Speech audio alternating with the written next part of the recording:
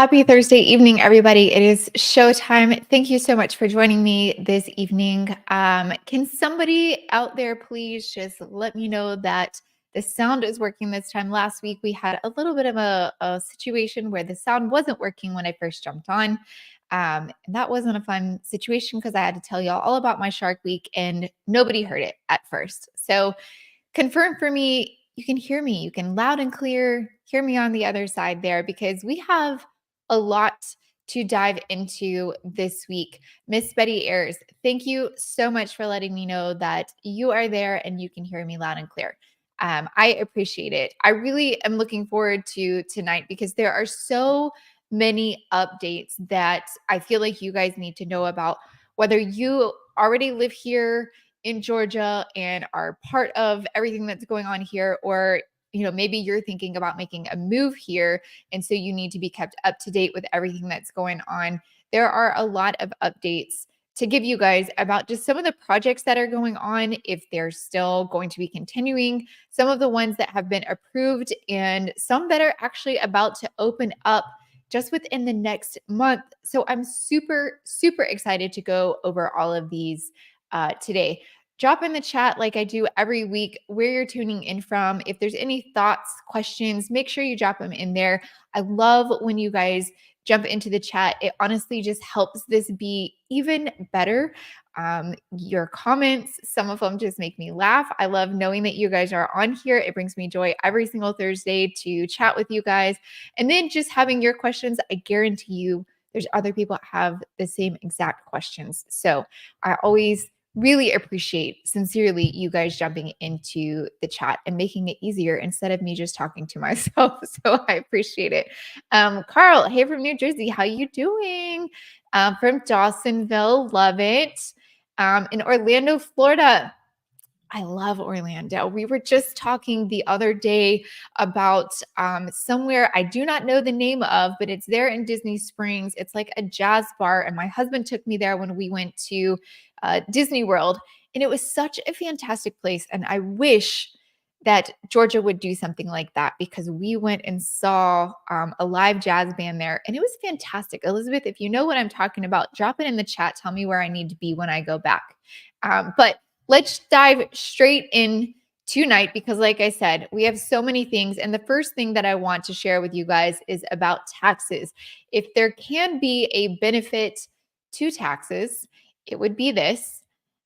Gwinnett County, they are going to hold the millage rate going forward. So for the next year, they are not going to increase the millage rate. With taxes the way that they have been, property taxes the last couple of years, I think we could use some good news. Obviously, we got a little bit of good news earlier this year when Governor Kemp put a cap, if you will, on the amount that property taxes could go up each year.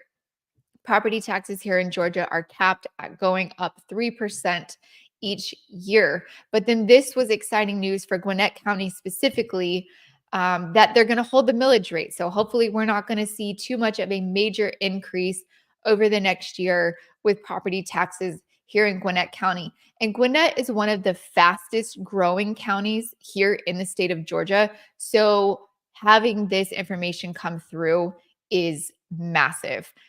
So I was super excited to hear about that because that is a big win for anybody that lives in Gwinnett County, or if you're thinking about making a move to Gwinnett County. Like I said, there's a lot of major places here, Suwanee, Beaufort, Duluth, Lawrenceville. There's so many cities here. And actually, there's going to be a new city, and we're going to go over that in just a little bit. But there's a lot of cities, very popular towns here in Gwinnett County. So I will definitely consider this a win. Betty Ayers, could it be the Edison? That was it. That was it. Thank you. So if I ever go, yes, we love Disney Springs. I love Disney Springs. It was one of my favorite things. We went to Disney World, but I absolutely loved Disney Springs. I'm sorry, you guys. I know I'm going off topic, but it was just one of the greatest places. And I absolutely loved that jazz bar. And I don't know why, out of everything that we have here in Georgia, because we have some amazing, amazing things here, that we can't have that same vibe, because it was fantastic Anthony, woohoo, property tax relief. Yes, definitely. Absolutely needed. So win for Gwinnett County. Next up on the docket, fun things. Swanee's sweeping new Central Park is nearly finished. So if you are a resident of Swanee or you're in the area or maybe you have visited Swanee, you've probably already seen Swanee Town Center. And that has been a really great place that hosts Food Truck Fridays. They have a lot of, during the summertime, there's different things going on every weekend. On Saturday mornings, they do what is it with the vegetable farmers market? Lord have mercy. The farmers market on Saturday mornings, like Swanee really pours a lot into that area and giving back to the community. But the one thing that a lot of people that live in Swanee, myself included, have kind of talked about is like different restaurants and things like that. But Swanee has definitely been starting to keep up and build with that. The addition of the new Mediterranean restaurant Rake right there off Buford Highway was a great addition. That was definitely needed here in Swanee. But you've probably, as you've been driving down Buford Highway, as you've been driving down Swanee Dam Road, you've noticed that there's a lot of construction going on. They took out one of the areas that you could turn on to Swanee Dam. We've basically not been able to use the library over there for a little while. They relocated the fire station and they made a roundabout on Buford Highway. So lots of things going on. I'm super excited to announce that it's almost time for us to get to see all of this come to fruition. So Chris Harden is basically the development guy for Swanee, and he was talking about this with Urbanize Atlanta, and they kind of revealed what it's going to look like. And some of this is really exciting. I can't say that I love all of the parking, but we do need areas to park in to enjoy it. I feel like it's one of those things, you know, you don't want the parking because it's not the most beautiful thing, but then areas like Halcyon where there is no parking, you're going to complain about the parking. So it's the best of both worlds. But look at this. So this is what's actually there right now. This is the project that's been going on. This is going to be a walking path that goes on around. So if you look up here in the top left corner of the screen, that's going to be the library. And where the library was kind of on its own before, it's going to be really a part of the park. And I love that because now you're going to be able to walk just right up to the library or walk straight over to the park from the library. This will continue over again. If you've ever visited Swanee Town Center, you know that there is a pedestrian underground tunnel. I was about to call it a bridge, but it's not technically a bridge because it goes underground. It goes under the train tracks, and that will come out kind of next to the police station, and that will come out next to Stillfire, and that will kind of connect Swanee Town Center East and Swanee Town Center West. This is kind of a vibe of what it's going to look like, what they're hoping everything's going to come together. This area is already there. It's already completed. I was on their website and on their Facebook page. If you're thinking of making a move to Swanee, follow Swanee's Facebook page. Swanee does a fantastic job of keeping up with everything. This is the brand new park that you guys, I was a part of this, and it was one of the best things I ever did. I'm not going to lie, I was a little bit nervous about joining to be a part of the committee for the Playtown Swanee, just because of I have kids, I've got a job. I was worried about timing, but taking that week off for the build, because this was a community initiative. This was a community led build. So Clint Gooch, who is a resident here of Swanee, he lives in the literal downtown Swanee area. Fantastic builder. He was one of the lead guys on this project. It turned out phenomenal. This literally was all volunteers coming out, building it. I got to be a part of it, and it is an amazing, amazing park. And all of that is right there in downtown Swanee with all of this. And so I'm really excited to see how this is going to play out. There is a lot of new, here we go. Green Space Project broke in September 2022. It's on pace to host its official grand opening August 24th, based on what Chris is saying.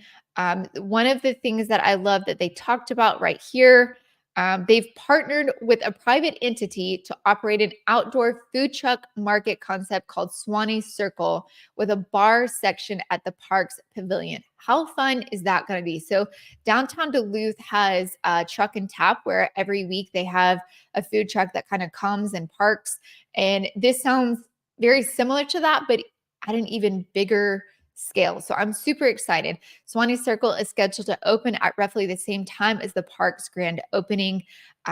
Programming at Swanee Circle calls for live music and a big screen TV for sports, trivia nights, silent discos. I'm not sure exactly what that means, and school events. So I think this is going to be a really great addition to Swanee. I would love to hear what you guys think, but I personally am really excited for this to pop up and see, what all is going to be held here, because I think it's going to be a fantastic thing. There's already a lot of food trucks that go on across the street, but then they have to block a lot of the parking.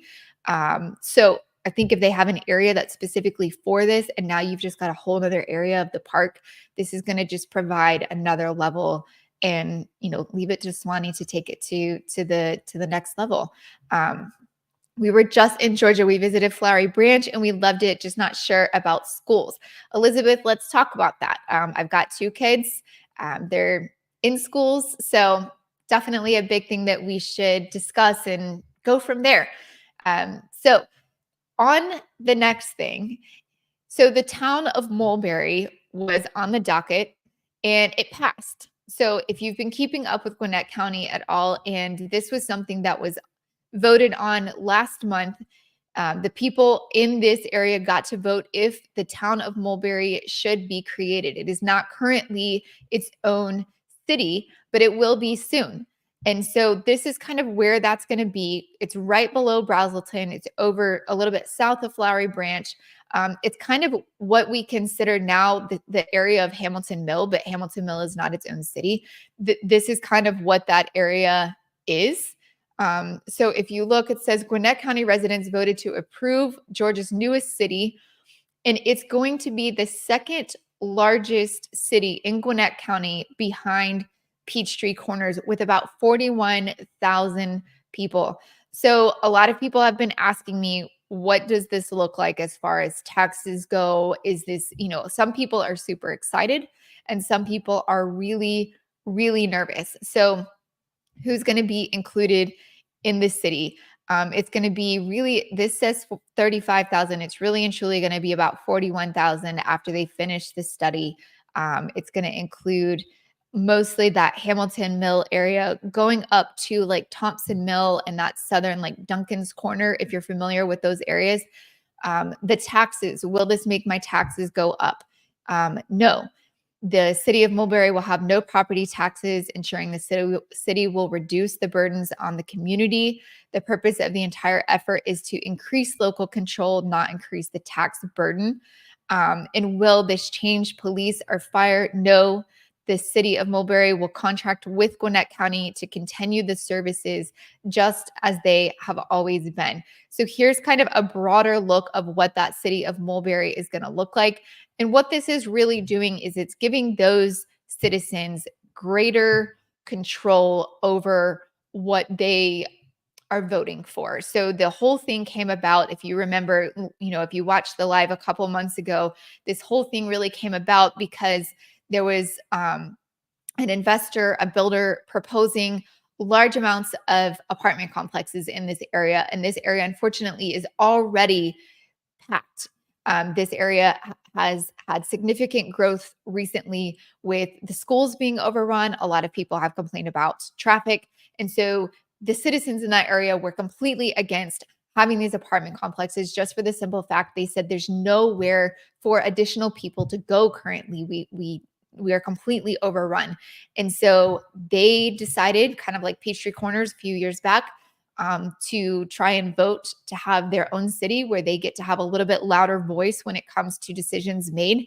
And it voted in at 57%. So this kind of gives you, like I said, right below Chateau Alon over in that Duncan's Corner area.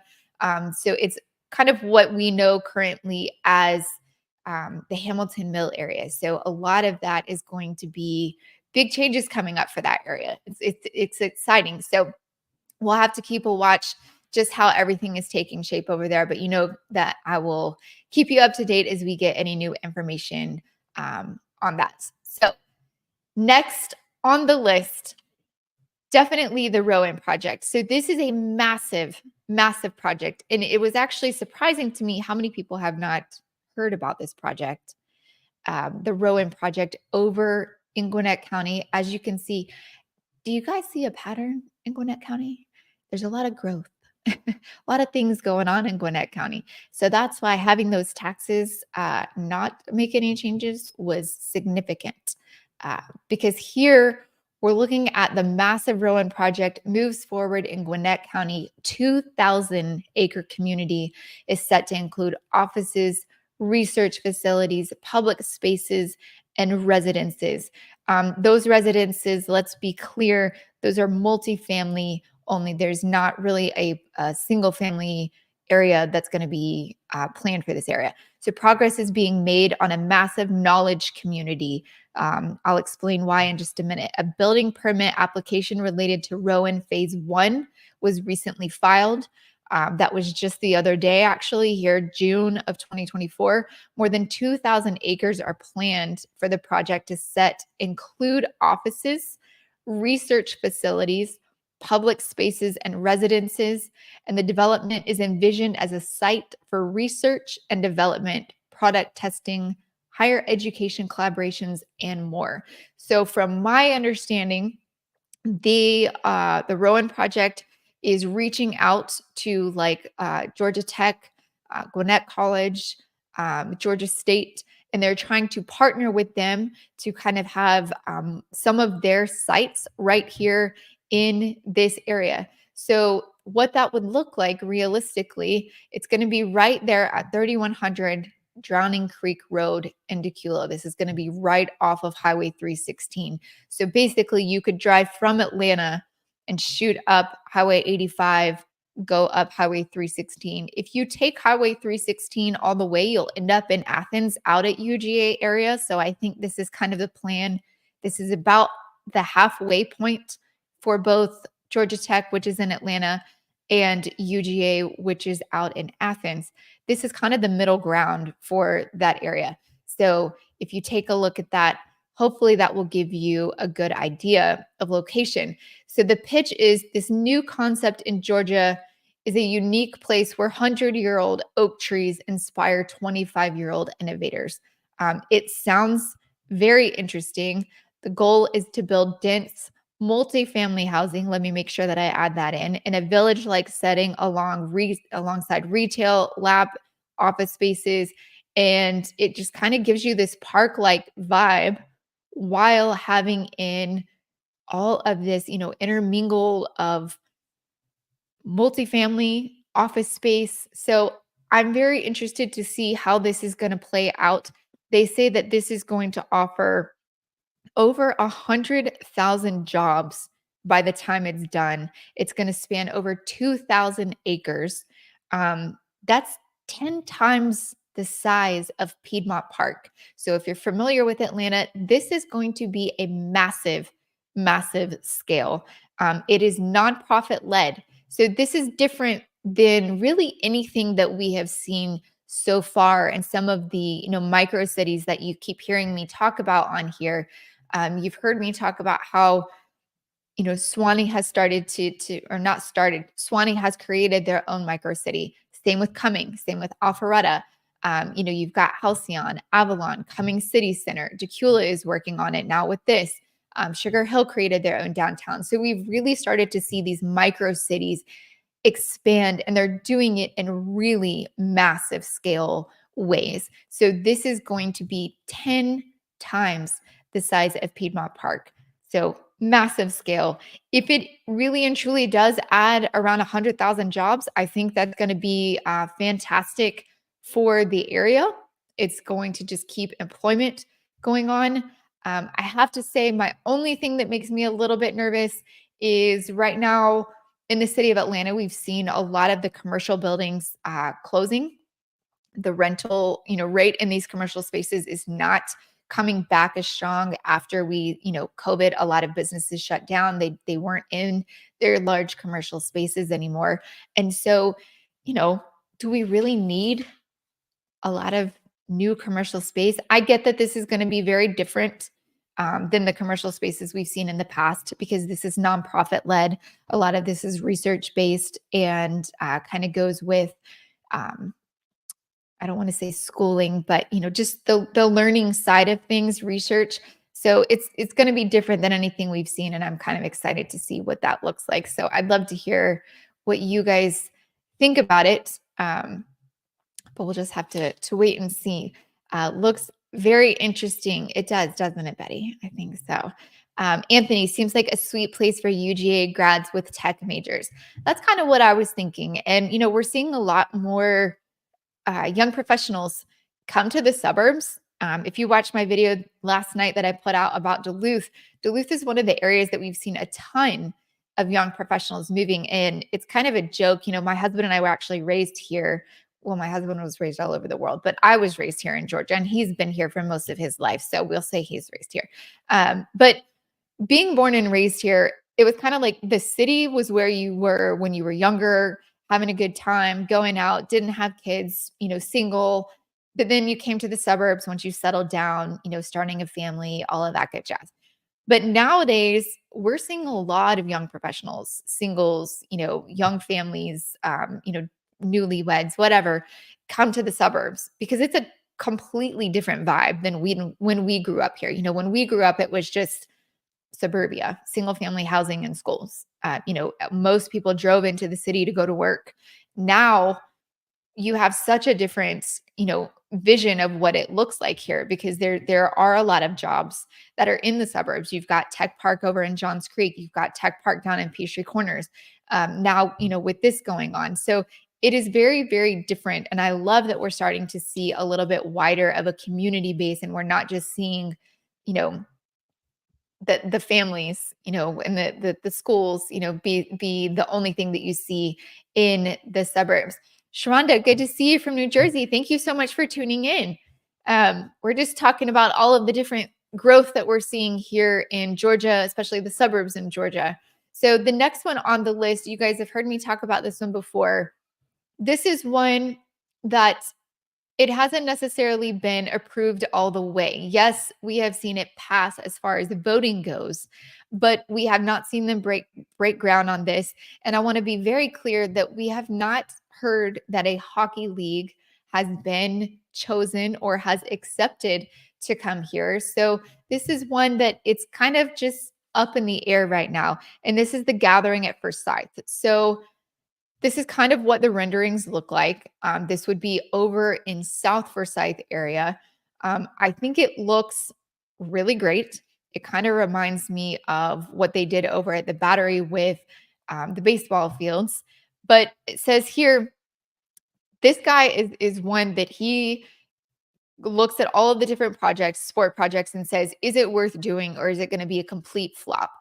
Because this is a massive, massive investment. And so it says in March, the Forsyth County Commission approved a $2.6 billion entertainment development that will include an arena suitable for a National Hockey League franchise.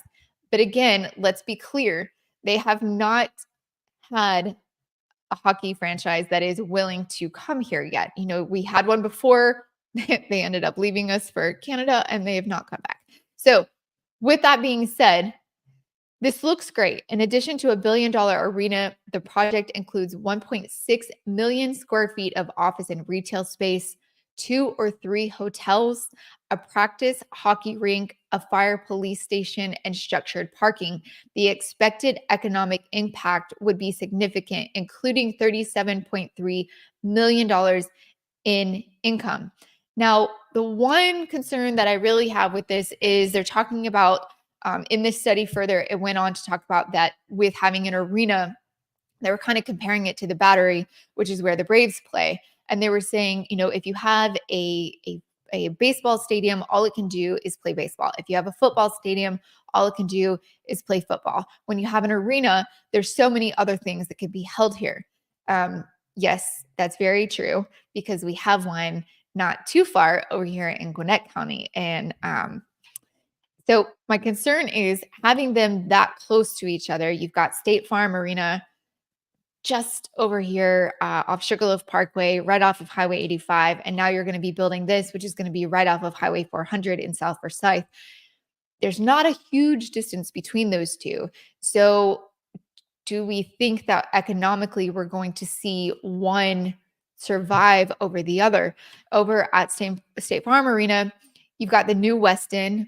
Again, this was in my video just yesterday. It's funny that we're talking about it today. The Westin, it's got a great rooftop bar, great hotel, beautiful. It's right there. So like if you want to come and stay to see Taylor Swift or see the monster trucks or whatever else is going on in there, because they have so many different things go on at this place all the time. You got Frankie's Steakhouse right there. The Westin is literally walking distance to it. And then is this over in Forsyth, the collections at Forsyth, the gathering at Forsyth, is this going to kind of take the place of this? I don't know. Is this going to take, getting ahead of myself. Spoiler alert, Trader Joe's is coming to Forsyth as well. We'll get to that in a second. But is this going to create a conflict of interest? I'm not sure. I feel like they're really close together to have two arenas of this magnitude. I would love to hear you guys' perspective. Betty here's Gas South. Yes, it used to be State Farm. I'm sorry. Gas South Arena. So it's right there in Duluth, right off of Sugarloaf Parkway and Highway 85. So I feel like they're really close together to be so similar. But I guess only time will tell. Spoiler alert. I'm super excited about this. I know that I shouldn't be this excited, but I am, because currently Trader Joe's, the only one in our area, and I love Trader Joe's, is all the way down in Peachtree Corners. I say all the way down like it's so incredibly far. It's not, but it's aggravating because it's a 25-minute drive to go to Peachtree Corners on like a weekend. If I'm trying to go when there's traffic, it's like a 35-minute drive just to go to Trader Joe's. And no, that's not that long, but I'm spoiled and I have Publix on every corner right here. And so I would love to have a Trader Joe's right down the street, and I never have. And so the fact that Trader Joe's is coming to Halcyon right there on the Alpharetta Cumming Forsyth area border is super, super exciting to me. I can be over there in 15 minutes. So the reason that I love Trader Joe's more than anything, if you want me to be honest, is when I was 19, I found out that I was allergic to peanut butter. Who knew that you could create yourself or make yourself be allergic to something? Learning lesson, don't eat too much of something or you can make yourself be allergic. Trader Joe's has the most amazing almond butter cups. So when I was told I could no longer eat Reese's peanut butter cups, that was the most devastating thing. But Trader Joe's has almond butter cups. And my mom actually found these for me one year, gave them to me for Christmas. And I don't even remember what else I got for Christmas that year, but those almond butter cups. So super excited that we're going to be having this Trader Joe's come to Halcyon, and you will probably see me there on a regular basis. So Meritage Holmes has just closed on land for 698. This is going to be a major thing. This is 698 homes are going to be built right here in Cumming. You've probably seen a lot of Meritage Homes recently. They've been doing a lot of building, especially in Dawsonville. They've had quite a few communities. So definitely keeping that up. So this community is going to be 203 acres of land for the development of their newest development called Hemingway. It's going to be 698 lots. It's a master plan community, so it will be an HOA community. It will have swim and tennis. Homes will come in 4 configurations. There's going to be 2-story townhomes. There's going to be 3-story townhomes.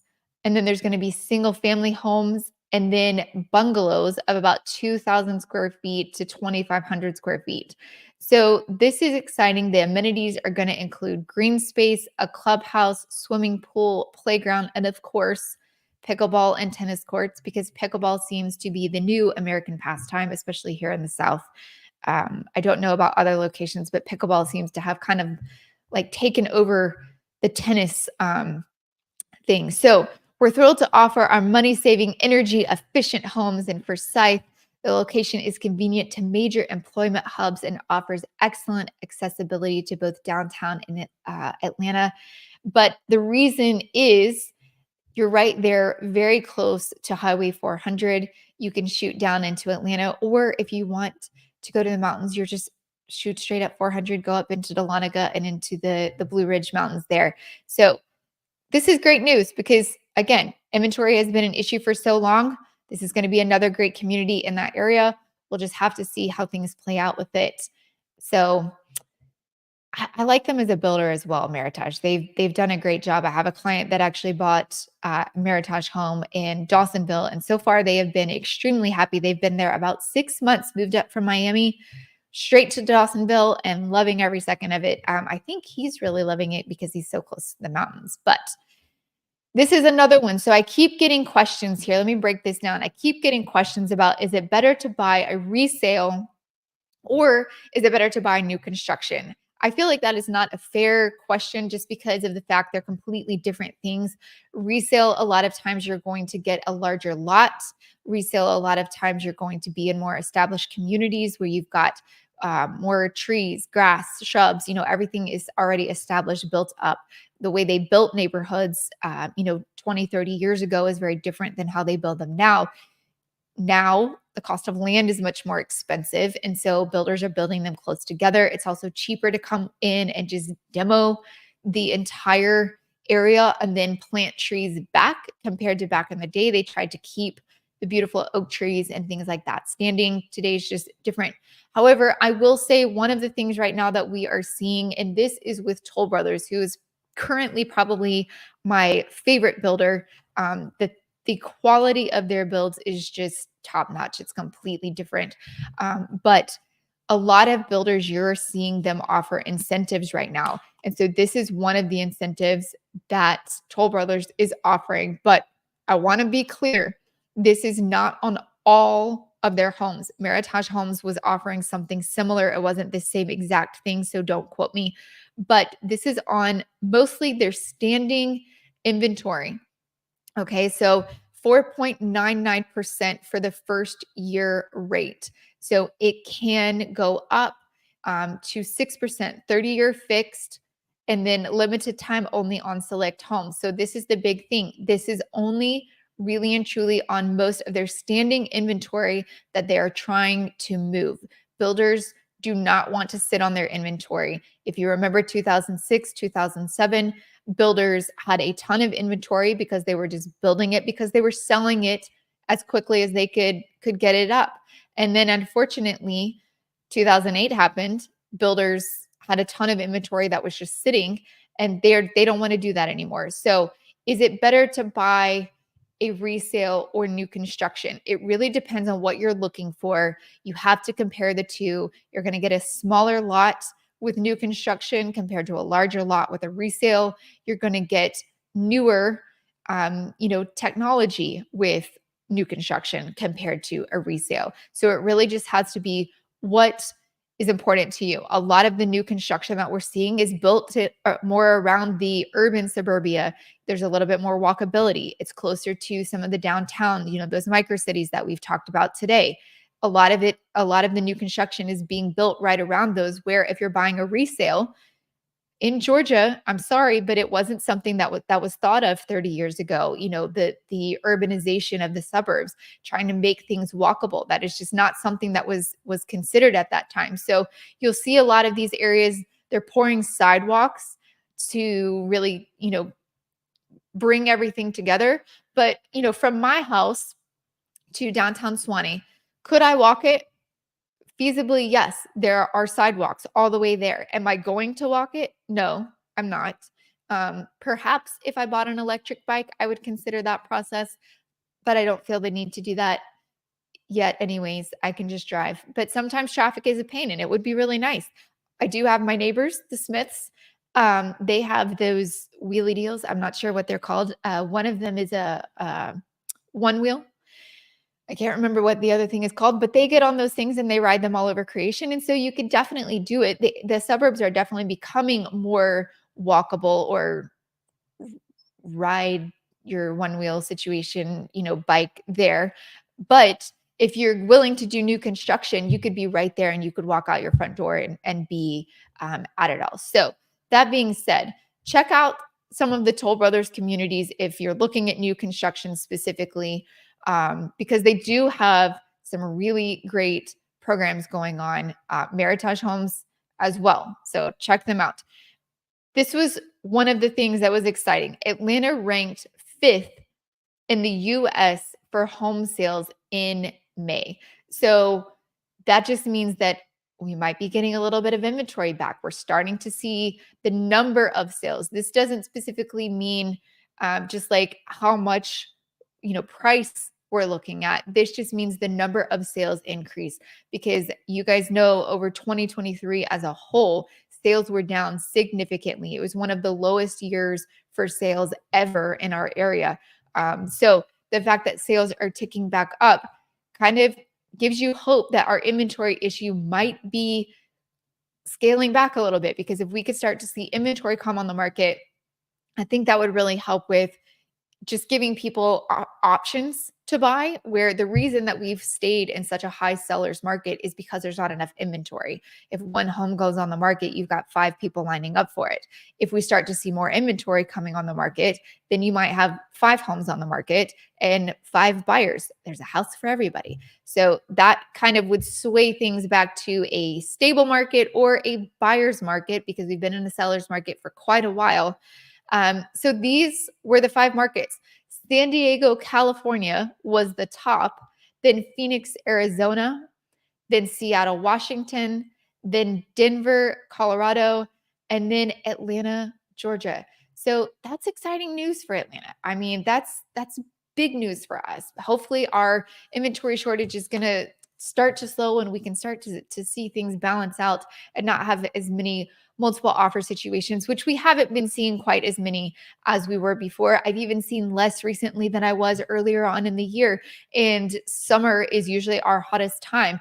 We've definitely been seeing sales continuing. We haven't really seen a slowdown on that, but we haven't been seeing quite as many multiple offer situations on every single house. They're still happening, especially if you're looking at a home that is completely move-in ready in a great district, school districts in a great area.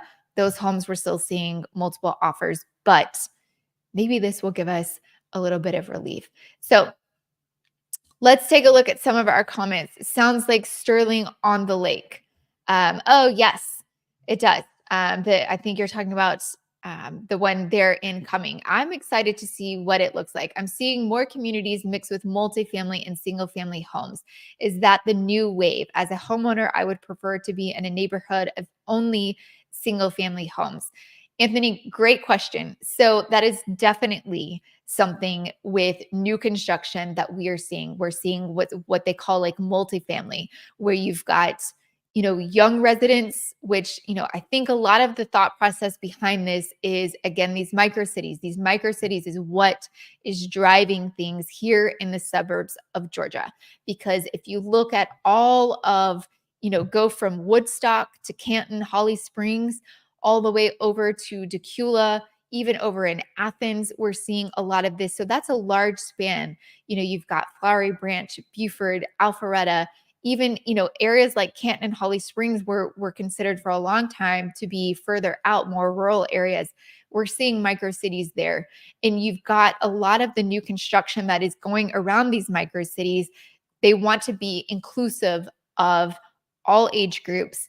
And they've got 55 plus, they've got townhomes, they've got condos, they've got single family that, you would consider having, someone like you, that you have kids, you've got, the family going in there. So that's what we're really seeing a lot of with some of these larger communities. Now, that's not to say we're not seeing any of the type of communities that we've usually seen, where they're divided, where you've got only single family in one, and then you've got only townhomes in one. We do still see that It's just not as common. And I really think that we will continue to see this type of building with the multifamily altogether. I think this is going to be the way of the future. I think this is what we're going to continue to see unless you are in an area that is considered, I don't want to say rural, but it's not as close to some of these micro cities that we're seeing. If you're a little bit further out, I think that you will still see primarily single family construction going on. But close to these micro cities, you're definitely going to be seeing this multifamily because the whole idea is to drive every age group to those areas. Our friends live in Sterling on the Lake, and I loved it. Yes, that's one of the most popular communities in that area. I don't know, Elizabeth, if you guys had time to visit Reunion. That's another one that's in that area. And both of those communities are extremely popular in the Flowery Branch area.